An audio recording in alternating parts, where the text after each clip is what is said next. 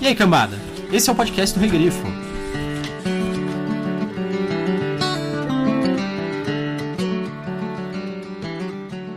Zerimar, aqui. Se estiver me ouvindo, pisque 2 vezes.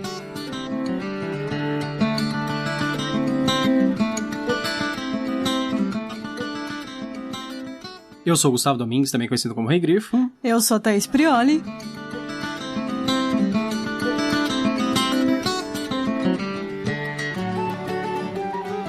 E hoje nós estamos aqui para falar do conto Teopatia, do Remo Visconti, que faz parte do Crônicas da Tormenta, antologia de contos lançado pela Jambô e organizado pelo JM Trevisan. Mas antes disso, vamos só agradecer quem comentou no nosso último episódio, que foi A Torre do Elefante, que também é um conto, do livro Conan o Bárbaro, do Pipoque Nanquim, que foi o Robilan C. Jr., Walter Targaryen, Lulu, Yuri Perkowski Domingos, Raquel Oliveira, Alessandro Alves, Lucas Mimoso, Fábio Sampaio Ferreira, Bruno Pfeiffer, Denise Moscardo, Felipe de Silva Oliveira e Danilo Silva. E ao Luciano Costa, que eu acredito ser a mesma pessoa que o Lulu, que também comentou no Grifo Nosso. Ah, é. Muito obrigado, pessoal, pela participação. Nós gostamos muito dos insights de vocês também sobre o episódio. É interessante que às vezes o pessoal coloca umas coisas e você fica pensando assim, puxa, eu devia ter falado isso também. Acontece. Ok, tudo bem. E caso você queira comentar, fique à vontade. Caso vocês queiram também indicar algum livro pra gente fazer o podcast. Ah, sim, com certeza. Logo a gente deve abrir uma outra votação. Em geral, a gente na votação sempre deixa os livros indicados. Sim, é verdade. Hoje nós estamos fazendo mais uma vez, né, de antologia, porque nós estamos avançando passo a passo nessa antologia. Por que a gente tá fazendo um conto só de cada vez? Até porque esse conto aqui tem cerca de 12 páginas. 12 páginas, é pouquíssimo. Aí você fala assim, nossa, 12 páginas, vamos fazer um episódio inteiro de podcast sobre isso. Sim, principalmente porque Tormenta é possível isso, no sentido de que, como cada conto traz um pouco sobre o mundo, a gente também vai discutir coisas sobre o universo do Tormenta, porque ele é um universo de RPG, né? Que tem um continente bem realizado, com diversos reinos, com deuses, etc. E cada conto, às vezes, traz uma coisinha nova. E a gente vai falar sobre esses aspectos. Além disso, também pra gente explorar um pouco mais sobre o escritor ou o autor. Sim. Não vai ser muito caso pra esse, porque a gente não achou muita coisa do escritor, do Remo. Do Remo. É verdade. Não sei se ele é pseudônimo de alguém, se é o nome realmente do autor, mas eu não achei informação nenhuma. E olha que eu não sou nada mal no Google. Então. Mas sobre o que é o conto? Como você resumiria, assim, sem spoilers? Basicamente, esse conto conta a história do Zerimar. Ele é um ajudante de um açougueiro na cidade de Valcária. Ele começa a receber... ouvir vozes. Eu ia falar receber visões, mas não são visões, né? Ele começa a ouvir vozes, vai piorando até o momento que ele não consegue ignorar. Aí ele passa a seguir, digamos, instruções das vozes. Ele acaba se tornando um personagem peculiar da cidade de Valcária.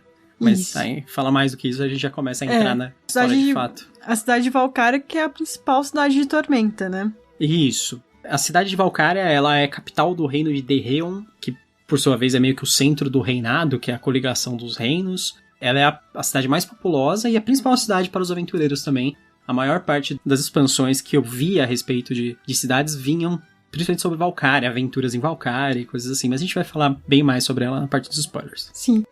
E o que você achou do conto? Eu achei interessante, um conto bem diferente, o estilo. Assim, a gente tá é uma antologia de fantasia, né? Uma fantasia brasileira. Eu conheço razoavelmente bem o Tormenta. Eu achei que eu já tinha visto todo tipo de coisa dentro dele. E aí foi um estilo bem diferente, assim. É quase um negócio meio... E me lembrou uma história policial, quase, assim, sabe? Só que mistura de policial com um pouco de paranoia, de suspense, terror. Sim. Mas é assim, já viu as histórias policiais que são pelo ponto de vista de um assassino, por exemplo? Sei. Então, é como se fosse isso. Mas eu achei legal, assim. Interessante. Você?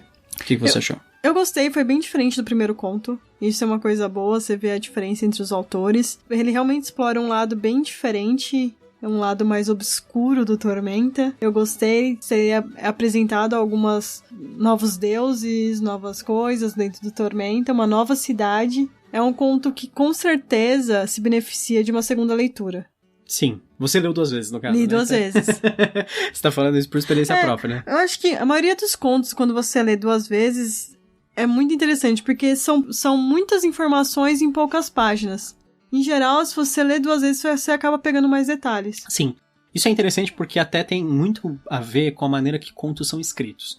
Em geral, a maior parte dos escritores, pelo menos, quando eles escrevem contos, assim, o conto ele tem um limite de palavras, por exemplo. E normalmente quando você vai fazer parte de uma antologia, tem nas regras da antologia qual é o limite de palavras. A maior parte dos escritores, ele escreve à vontade, e aí depois ele vê se está dentro do limite de palavras. Se não está, ele começa a cortar pedaços. Então ele começa a cortar, até ficar num tamanho que ele considera apropriado. Só que assim, não adianta só você cortar e não incluir a informação que você cortou. Então o que acontece? Ele começa a condensar, na verdade. Então ele condensa. O conto é a redução de balsâmico. Uma redução. Redução de balsâmico.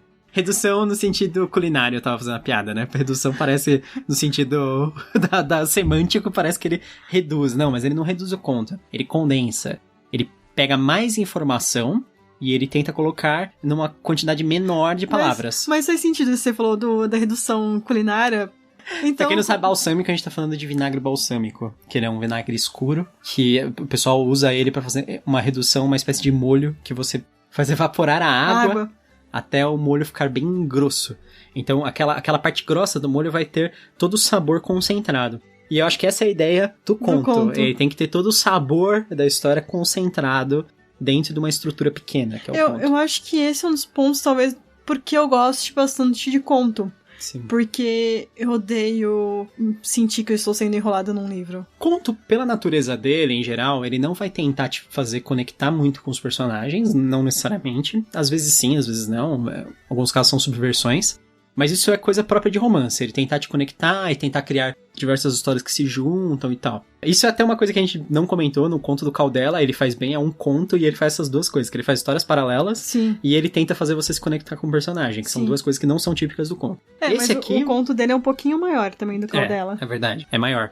Esse conto do Remo, o Teopatia, ele tem uma ideia muito mais tradicional de conto, apesar do estilo dele ser bem diferente, que é do conto ser mais chocante. Antigamente, muito antigamente, o pessoal achava que conto era um negócio que tinha que ter plot twist. E é legal, eu não vejo nada de errado, até inclusive acho legal o plot twist até hoje. Você até escreveu um assim. Sim, mas não, sim, exatamente. Mas não precisa necessariamente ter plot twist. Sim. Ele pode ser meio que um conto assim normal, contando uma história, tipo um slice of life, uma coisa... Plot twist não quer dizer necessariamente uma revelação, pode ser só uma coisa chocante, né? Uhum. E acho que essa é a ideia desse conto, que ele vai sendo chocante ao longo da história, né? Se bem que começa rápido até. E vamos pros spoilers? Vamos. Agora nós vamos para os spoilers. Nos acompanhe se você não se importar com eles.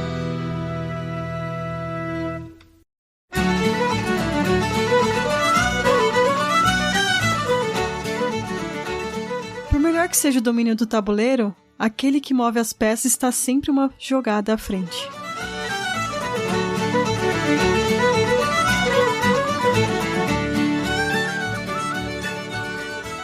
O que nós descobrimos? O Zenimar, ele é um ajudante de açougueiro e ele começa a ouvir vozes que ele atribui a um deus que se intitula apenas como Deus. Ele fala, eu sou Deus, você está me ouvindo.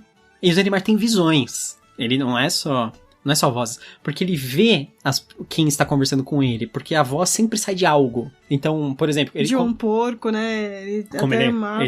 Como ele está no açougue, né? Ele vê, tipo, cabeças de porco, cabeças de galinha falando com ele. E aí, mas aí, quando ele tá na rua, tem um momento que ele vê uma grade de uma casa, não sei como que é, se é uma casa, coisa de janela, assim. A grade se mexe como se fosse um rosto falando com ele. Ele sempre tem essas visões desse deus falando com ele. E esse deus, ele começa a incitar o Zenimar a fazer coisas, né? E, na verdade, a gente acaba descobrindo que é meio que... é ele se tornar um assassino, né? Meio que quase um serial killer, assim. Aí ele acaba afundando uma seita. Sim, porque... aí essa parte é meio estranha, porque, assim, ele encontra os moradores de rua. Os moradores de rua meio que automaticamente veem algo diferente nele, assim. Já acham que ele é o profeta. E ele logo fala, sim, eu sou. Eles não, é isso mesmo. Eu sou, sim. É isso aí, tudo que você falou. O que acontece? Vai escalonando a onda de crimes, de Zenimar e seu culto, até que no final a gente descobre que eles estão sendo investigados pela igreja de Calmir. E meio que encerra nisso, né? O Zenimar teve uma parte que ele fica assim, meio decepcionado, que ele acha que ele tá servindo a um deus menor. Sim. Aí ele descobre que não, ele está servindo ao deus do caos.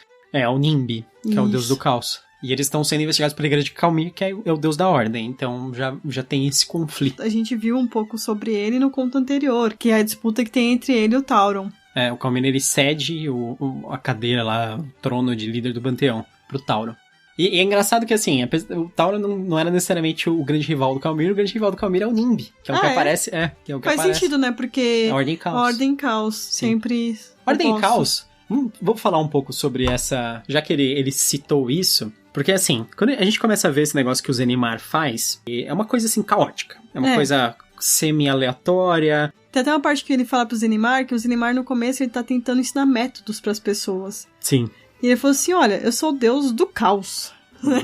Você não vai conseguir nada aqui com métodos. Tem que ser bem aleatório. O que ocorre? Aí você pensa assim, nossa, mas o que ele tá fazendo é, tipo, muito cruel, não teria mais a ver com um negócio, assim, conceitos de maldade, por exemplo, de ser mal e etc. Mas não é que é cruel, é aleatório. Da mesma maneira que é caótico, assim. Da mesma maneira que um acidente horroroso é uma coisa caótica, sabe? E aleatória. Ele tá se comportando como um acidente ambulante. Essa é a ideia, um pouco do caos. No universo de fantasia, a gente tá muito acostumado com a dicotomia entre bem e mal. Dicotomia é a diferença, né? Isso. A gente vê muito isso no A Roda do Tempo, O Senhor dos Anéis. Sim, eles são claros posicionamentos. O pessoal fala maniqueísta, tá correto. A luta entre o bem e o mal. Aí depois, mais tarde, na literatura fantástica, vem uma ideia de que necessariamente não são o bem e o mal que estão se opondo no mundo. Que talvez sejam a ordem e o caos. Isso começa lá com o Poe Anderson, num livro chamado Three Hearts, Three Lions, que é o livro que trouxe o conceito do personagem que viria a se tornar o ícone de paladinos para o RPG. Acho que o primeiro que eu li desse estilo foi o Elric. Sim. Do Michael Moorcock. Exatamente. O Elric é um que tem o conceito bem elaborado da Ordem do Caos. E o Elric, o Michael Moorcock, ele se baseia totalmente no Poe Anderson. Na verdade, o Michael Moorcock é um mega fã do Poe Anderson. Ele se baseou no Three Hearts Lion para fazer o conceito de Ordem e Caos. E ele se baseou na espada de Skaflock do Broken Sword para fazer a espada do Elric, que é a Stormbringer. Isso foi se elaborando nos conceitos de fantasia. Quando... Assim, a época mais moderna, atual, você tem isso, mas também você tem os que a gente chama de POV, né? Que é Point of View. Sim. Aí, com isso, você, muitas vezes, quando você tá vendo a partir do ponto de vista de um personagem, parece que um é caótico. Aí, quando você tá vendo do ponto de vista desse mesmo personagem, parece que não. Interessante. É que nem aquele negócio do George Martin e dos vilões, né? Ele brinca com esse maniqueísmo, mas não com a ordem e o caos, mas com o bem e o mal, né? Mais tarde, esses conceitos foram adotados no Dungeons & Dragons, quando o Dungeons & Dragons passou a trazer as tendências, né? Isso é muito importante. Por que a gente tá falando desse negócio das tendências? Porque o Tormenta, ele tem uma influência imensa dos universos do Dungeons & Dragons, de onde vieram os conceitos também de ordem e caos, que por sua vez vieram da literatura fantástica. A gente falou aí do Michael Moorcock, Poe Anderson e etc. No Dungeons & Dragons existem diversos eixos, sim, né? Que sim. tem o bem e o mal, que são opositores. Ninguém pode ser bom e mal ao mesmo tempo. E existe a ordem e o caos, que são opositores. Ninguém pode ser ordeiro e caótico ao mesmo tempo. Ou neutro. Ou neutro.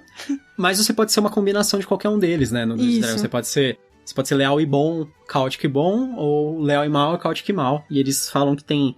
Eu acho bem legal, bem interessante, apesar de ser muito, assim, maniqueísta, no sentido de colocar as pessoas dentro de caixinhas, assim, e colocar personagens dentro de caixinhas, eu gosto até dessa rotulação. Faz sentido, porque muitas vezes quando você tá jogando RPG, as pessoas, elas escolhem meio que aleatório essa tendência. Sim. Eu acho que nunca ninguém presta muita atenção nessa tendência, e aí quando ela tá fazendo uma ação, ela não tá seguindo essa tendência. Sabe o que eu me lembrei dos 16 Personalities? Sei. Agora que você falou. Porque é aquele negócio assim... Eu acho que quando as pessoas escolhem as tendências, vira um negócio... Ela escolhe a tendência que ela acha que ela é, não a que ela é de verdade. Isso. Esses 16 personagens, a gente vai deixar o link aí se vocês quiserem fazer. É um teste pra você ver como você se comporta em sociedade, quais são os seus traços, suas forças, suas fraquezas. É bem interessante. Sim, é verdade. E é ótimo pra escritor, caso você queira construir personagens, pra você ver isso. Sim, é muito legal os traços de personalidade. Então, essas tendências, elas são transportadas para dentro do universo do Tormenta, mas a principal oposição que a gente vê aqui, claramente, é a ordem e o caos. E o caos, né? Existe um outro deus também, que é o Kin, que ele é o deus da guerra, que ele não apareceu ainda, acho que provavelmente ele vai aparecer em uma dessas histórias, que ele é muito parecido com o Calmir, só que ele é meio que leal e mal, digamos assim. Calmir seria leal e bom. Ou leal e neutro. Leal e neutro ou leal e bom? Eu acho que em geral o pessoal que acredita acho que é leal e bom, na verdade. O que você daria de exemplo de um personagem leal e bom para as pessoas conseguirem imaginar mais ou menos? Leal e bom, ele é um personagem que além dele ser bom, ele faz o máximo para seguir as regras. Seria meio que o Ned Stark? Sim, eu acho que o Ned Stark ele tá bem próximo disso. Um leal e neutro seria quem? Um personagem, assim... Putz, um personagem específico eu não consigo pensar, mas o Leal e Neutro, ele é o personagem que ele só segue as regras, independente do bem e do mal.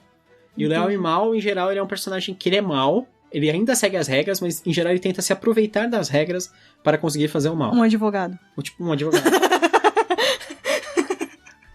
Você tá zoando, mas na maior parte dos testes de personalidade de saber tendência, eu caio Leal e Mal, viu?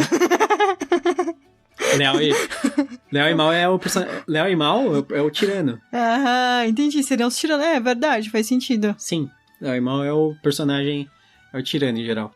E caótico, por sua vez, por exemplo, caótico e mal é o destruidor, é o cara que quer causar o mal de maneira assim... Aleatória. Não necessariamente aleatória. Tipo, ele sempre causa o mal, então não é aleatório. Caótico e neutro pode ser que ele cause o mal aleatoriamente, cause o bem aleatoriamente, sabe? Caótico e neutro é bem caótico. E o caótico e mal é maligno e nada organizado. Caótico e bom. Ah, sim, o caótico e bom, o pessoal chama de o rebelde. Ah. Porque você pode ver que na escala, caótico e bom ele é totalmente oposto ao Leal e Mal. Uhum. Então o caótico e bom ele é chamado de libertador, assim. Ele é bom e ele não se importa com as regras e ele vai quebrar as regras pra ser bom, sabe? Midori Shonen. De qualquer maneira. Não, Midori Shonen não. Midori Shonen eu acho que ele é neutro e bom. Ah, tá. Sabe? Porque às vezes segue as regras, às vezes não. Mas tem medo de quebrar as regras, sabe? É. Caótico e bom, talvez o Bakugo. Bakugo. Do... Hachan. Casinho. É o Casinha. Do My Hero Academia. Isso, talvez. Agora a gente tá desviando totalmente. Né? Mas voltando, a ideia é que assim, o Nimbi, apesar dele ser um opositor de Calmir, eu acho que o Calmir é leal, talvez seja leal e bom, e o Nimbi, mas o Nimbi não é leal e mal. O Nimbi não é caótico e mal. O Nimbi é caótico e neutro, tipo, ele é caótico puro. Ele representa caos puro. As coisas que ele faz podem ser totalmente aleatórias, assim. Os sacerdotes de Nimbi podem, desde, assim, sei lá, fazer uma grande perseguição a um vilão até fingir que é um pombo e ficar em cima dos beirais de um prédio. Tem uma parte no conto que ele fala como as pessoas são tratadas e como elas têm não é revelação que eles falam. Quando a pessoa atinge um nível muito alto. Iluminação? Seria meio que iluminação, que ele fala que eles deixam as pessoas trancadas, privam elas de sentidos, privam de várias coisas. Tem dia que eles dão comida várias horas, tem dias que eles não dão comida. Elas não sabem, é bem caótico, né, isso.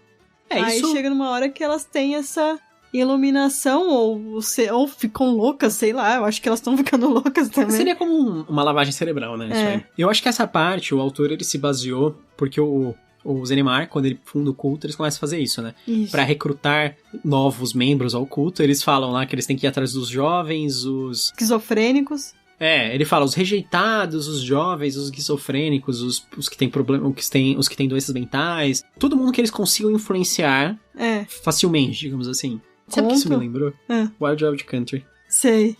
Porque, tipo, o público, tipo, os jovens, os impressionáveis, aí, tipo, os doentes mentais, que são o pessoal, quando eles pegam os caras das ruas. Então, tipo... Parece... É que a gente assistiu Wild Wild Country e a gente gostou pra caramba é uma série documental, se vocês puderem, assistam, sobre um culto nos Estados Unidos. Era liderado pelo Bhagwan, que depois ele passou a ser chamado de Osho, né? E ele é conhecido até hoje como Osho. Principalmente sobre a assistente dele, a Sheila. E tem muito a ver com esse negócio de recrutamento de culto e etc. Só que assim, num modelo completamente diferente, claro. Tem uma parte no conto, até antes do fim, que você fica imaginando, será que ele é esquizofrênico? O Zagmar? Possivelmente, mas eu acho que talvez seja realmente uma influência do Nimbi. É que assim, em mundos de fantasia, a gente não consegue justificar as coisas de maneira tão fácil, porque assim, num mundo em que, por exemplo, existe cura mágica, em que, por exemplo, você poderia ir no templo de Calmir e os caras lançam um curar doença em você e você tá curado de qualquer doença que você tenha. Sei lá, pode ser câncer, pode ser esquizofrenia, sabe? Tipo, eles te curam. Eu acho que dentro desse contexto, talvez a esquizofrenia não seja uma doença. Talvez seja uma espécie de bênção bizarra do deus do caos. Entendi.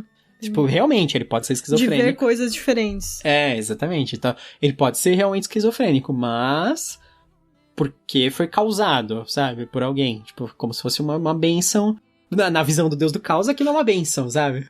Ele fala assim, não, eu tô te abençoando aqui. E aí você vai ter uma vida totalmente insana, sabe? Eu acho que é esse tipo de coisa. Desculpa, eu não concluí a outra coisa que eu tava falando. Que eu falei assim, quando ele fala do sistema deles fazerem a lavagem cerebral, parece umas coisas que eu li que os americanos faziam com... É uma espécie de tortura psicológica isso, né? Tipo, não é uma tortura que você bate na pessoa, que você causa dor, nem nada. Mas é pra você deixar ela desequilibrada, assim. Você não deixa ela dormir causando muito barulho. Sim. E depois você fica fazendo coisas em horários aleatórios, porque você desregula aquele relógio interno que a pessoa tem. Isso faz muito mal. Aí o pessoal fala, mas faz mal desregular o relógio interno? Nada a ver. Meu, jet lag. Imagina, tipo, o pior jet lag do planeta, assim. Tipo, jet lag vezes 1000. Sabe? Se você já viajou e teve uma diferença grande de horário, é ruim. Você vai entender. Você vai ligar pra pessoa em casa e vai ser de madrugada. Quem nunca, né? É só isso, né? Mas você vai ficar assim, tipo, nossa, eu tô me sentindo muito mal, porque meu horário tá tudo bagunçado, sabe? E é esse negócio, você cria um desconforto insuportável, assim, na pessoa, né? Fazendo isso. Você fica com sono o dia inteiro, mas não consegue dormir. Isso, é esse tipo de coisa. E aí uma hora você tá com muita fome, e depois você não tá com fome nenhuma, e tipo, e os horários de você se alimentar são aleatórios, então você não sabe se vai vir ou não, sabe? E você falou que esse contra se passa na cidade de... Valkyria. E fica em qual reino? Terreon.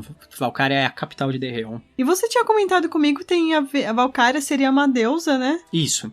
Essa história se passa na cidade de Valkyria porque é o lugar mais apropriado para ela se passar. Porque a Valkyria é a maior cidade, então ela é o maior conglomerado urbano, gigantesco, cosmopolita, que tem todo tipo de gente. É que nem São Paulo, assim, imagina uma cidade muito, muito grande, muito morador de rua, muito, sabe, tipo, muita riqueza, muita sujeira e muito tudo, assim. De culturas totalmente diferentes, você vai ter o árabe, o judeu, o japonês, tudo. E Valkyria vai ser o mesmo estilo, exatamente, tanto que tem um bairro que é de elfo, tem um bairro que é de anão, tem um bairro que é meio oriental, que chama Nitamuha. Nitamuha significa Pequena Tamuha. É como se fosse um... Little China, ou Liberdade. Liberdade. É a Liberdade. É mais a Liberdade, porque Tamuha eu acho que tá mais puxado pro Japão do que pra China. E Valkyria é uma cidade que ela foi construída aos pés de uma estátua que tem 500 metros de altura. A estátua tem meio quilômetro de altura. Nossa. Na verdade, é um grupo de colonos humanos, eles estavam viajando pela planície, viram essa estátua, ficaram impressionados. Eles acharam que era algum tipo de sinal. E eles começaram a construir uma vila, um assentamento aos pés da estátua. Com o tempo, aquilo cresceu, porque aquela região eles não sabiam ainda, mas é um excelente entreposto do mundo inteiro, sabe? É meio que um ponto bem central do mundo, geograficamente falando. E aí ela acabou virando o cruzamento onde todas as estradas passam. Virou aquela história, todas as estradas levam para Roma. Então, tipo, você pode considerar que no Tormenta todas as estradas levam para Valkyria, nesse mesmo estilo. Eu não sei se eles descobriram, conjecturaram, eles acreditaram. A estátua representava a deusa Valkyria, que é a deusa da humanidade. É a deusa dos humanos. E eles também falam que é a deusa da ambição. Ela representa a ambição, a vontade de crescer. Mas a ambição não de maneira maligna, necessariamente, sabe? Sim. Porque a ambição tem uma conotação meio ruim, às vezes, hoje em dia, assim. As pessoas, ambiciosas, parece que é, tipo, implacável. Mas não necessariamente, é, tipo, só o desejo... motivação. Isso, é o desejo de ser melhor, de você ser o melhor no que você faz, de você criar algo impressionante, sabe? Tipo, então ela é a deusa da ambição e ela é a deusa da humanidade. Isso é meio que um spoiler, mas não é. Quem conhece Tormenta sabe que a estátua, ela é, de fato, a deusa transformada em pedra. O evento eu não vou dar, porque o evento, por que ela tá assim, é realmente um puto spoiler. Mas a parte interessante é que, assim, os clérigos de Valkyria, os humanos... Eles têm poder próximos da estátua, mas quanto mais eles se afastam dela, menos poder eles têm. Então, eles acabam virando meio que clérigos regionais. Eles são muito poderosos dentro do reinado. Eles são dominantes ali em Valkyria, em Derreon e tal. Eles não conseguem ir pra longe. É interessante isso. Esse cenário é extremamente adequado para esse tipo de história que se passa nos becos, nas sarjetas, nos esgotos, que é o tipo de coisa que tem numa cidade, por mais que seja uma cidade estilo medieval, né? Sim, mas uma cidade grande. Mas é uma cidade imensa, assim. Eles falam que ela tem 2 milhões de habitantes. Nossa, é bastante. Então, maior imagina. que São Bernardo. Sim, mas é verdade.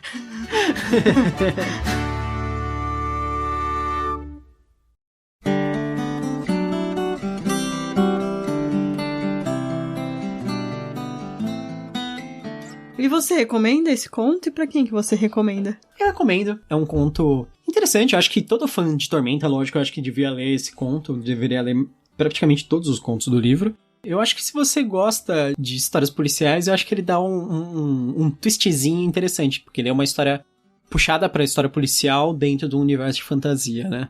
Foram feitas algumas vezes já isso recentemente, mas é bem raro. E você recomenda? E pra quem você recomenda?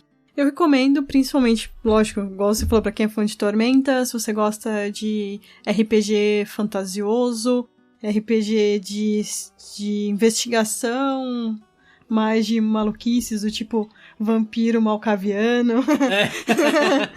Faz sentido. Então, provavelmente você vai gostar. Leia 2 vezes. É mais interessante se você ler 2 vezes, porque é aquele tipo de história que ela muda um pouco o aspecto dela conforme você lê de novo. Porque se você ouviu o nosso podcast inteiro antes de ler, talvez você pegue desde o começo. Sim. Tudo que tá ocorrendo, mas é mais interessante ler 2 vezes. O nosso próximo episódio será sobre Duna, que foi votação, vocês escolheram. Sim. Eu estou na metade ainda do livro, mas vou terminar até lá. Deixem seus comentários sobre esse episódio, sobre Duna. É isso aí. Se vocês gostaram desse podcast também, não esqueçam de assinar o nosso feed. Vocês podem nos acompanhar nas redes sociais também, no Twitter, Facebook. A gente tem o YouTube também, no canal do Regrifo. Você pode assinar o canal. Você pode nos seguir no Instagram. Nós atualizamos bastante. É só ficar ligado aí que você vai ver nossos próximos episódios. O Duna, apesar de ser um livro de ficção científica, vocês sabem que é quase uma fantasia, né? Então essa é a parte... A gente foca bastante em fantasia em geral. Mesmo quando a gente tá falando de ficção científica, não vai sair tanto, né? Então é isso. Espero que vocês tenham gostado do episódio. Até mais. Tchau, tchau. E bem-vindo ao Canavial.